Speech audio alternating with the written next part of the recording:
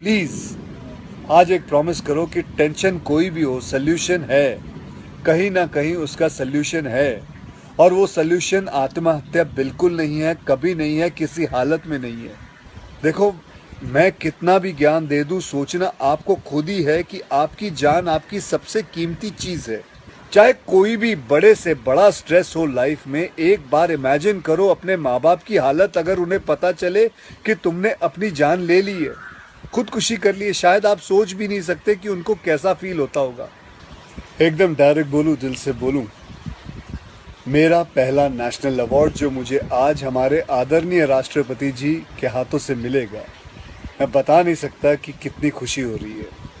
आपको पता है, जिस दिन इस नेशनल अवार्ड की अनाउंसमेंट हुई थी ना, उस दिन मैं अपनी माँ से बात करते हुए अपने बचपन का एक दिन याद कर रहा था, जिस दिन एग्जाम का रिजल्ट आया था और मेरे मार्क्स बिल्कुल अच्छे नहीं थे। आप लोगों से झूठ नहीं कहूँगा, मैं उस कक्षा में फेल हो गया था। रिपोर्ट कार्ड लाते हुए मैं ये सोच रहा था कि आज घर में बड़ी कुटाई होने वाली है यार। उस दिन मेरे पिताजी ने मुझे सामने बिठाया और बड़ी शांति से कहा, देखो बेटा, तुम करना क्या चाहते हो, ये बताओ मुझे, बताओ करना क्या चाहते हो। मैंने कहा, पापा मैं स्पोर्ट्स में मन लगता है मेरा, मैं खेल कूद करना चाहता हूँ, खिलाड़ी बनना चाहता हूँ। उन्होंने कहा, ठीक है, फिर उसमें ध्यान दो, हम सपोर्ट करेंगे, साथ में थोड़ी पढ़ाई भी करो। आप विश्वास नहीं करोगे, खेलते खेलते मैं मार्शल आर्ट करने लग गया, मैं मॉडलिंग में आ गया, एक्टिंग शुरू कर दी। उन्होंने हर चीज़ में मुझे सपोर्ट किया। अगर उस दिन मेरे पेरेंट्स ने ये ना समझाया होता कि मेरी स्ट्रेंथ किस चीज़ में है, तो आज मैं सोच भी नहीं सकता कि ये नेशनल अवार्ड कभी मेरे हाथ पे होता। ये अपने लाइफ की कहानी मैं आपको एक वजह से सुना रहा हूँ।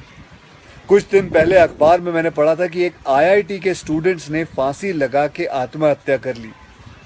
स्ट्रेस में था पढ़ाई के लिए। उससे कुछ दिन पहले मुंबई में एक मैनेजमेंट स्टूडेंट ने एक 5 स्टार होटल के रूम से छलांग लगाकर अपनी जान दे दी। एग्जाम में फेल हो गया था।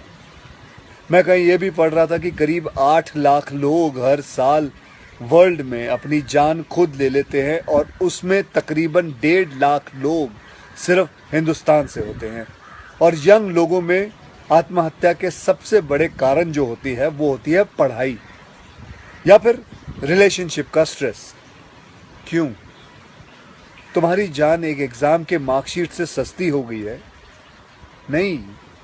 ऐसा क्या पढ़ाई कर रहे हो? इससे तो देश के लिए सरहद पे जाके जान लगा दो दांव पे। चाहे कोई भी बड़े से बड़ा स्ट्रेस हो लाइफ में, एक बार इमेजिन करो अपने माँ बाप की हालत अगर उन्हें पता चले कि तुमने अपनी जान ले ली है, खुदकुशी कर ली है। शायद आप सोच भी नहीं सकते कि उनको कैसा फील होता होगा। मान लिया कि आपका स्ट्रेस बहुत बड़ा है, पर इतने हल्के में मत लो अपनी लाइफ को यार। आपको पैदा करने वालों को जिंदगी का सबसे बड़ा दुख दे के मत जाओ। और पेरेंट्स से भी यही कहूंगा, यही पूछना चाहूंगा कि कहाँ गए वो ज़माना, कहाँ गया वो ज़माना जब आप लोग अपने बच्चों के साथ डिनर टेबल पे बैठ के बातें किया करते थे, पूछा करते थे कि कैसा चल रहा है, आपके दोस्त कैसे हैं, पढ़ाई कैसी चल रही है। आज आपका बच्चा आपको अपना स्ट्रेस कैसे बताएगा जब आप भी अपने फ़ोन में आंखें गाड़ के बैठे हो और आपका बच्चा भी फेसबुक पे फ्रेंड्स ढूंढ रहा है।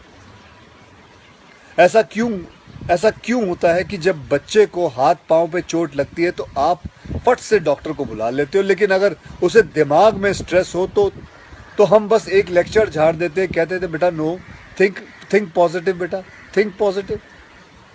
मेंटल हेल्थ के लिए भी डॉक्टर या काउंसलर से हेल्प लेना उतना ही ज़रूरी है जितना और किसी तकलीफ के लिए। इसमें कोई शर्म की बात नहीं है। देखो, मैं कितना भी ज्ञान दे दूं, सोचना आपको खुद ही है कि आपकी जान आपकी सबसे कीमती चीज़ है। कोई स्ट्रेस आए ना तो उसको बोल देना बहुत अच्छा है। अपने अंदर घुलना, उसको अंदर रखना, दबा के रखना बिल्कुल नहीं। किसी दोस्त को बोल दो या अपने माँ बाप से शेयर करो। मेरे एक फ्रेंड ने उस दिन व्हाट्सएप पे एक बहुत काम की बात फॉरवर्ड की थी। एक हॉस्पिटल की ओपन हार्ट सर्जरी यूनिट के बाहर एक शेर लिखा हुआ था, मैं आपसे शेयर करना चाहता हूँ। वहाँ लिखा हुआ था कि अगर दिल खोल लेते अपने यारों के साथ तो आज खोलना ना पड़ता औजारों के साथ।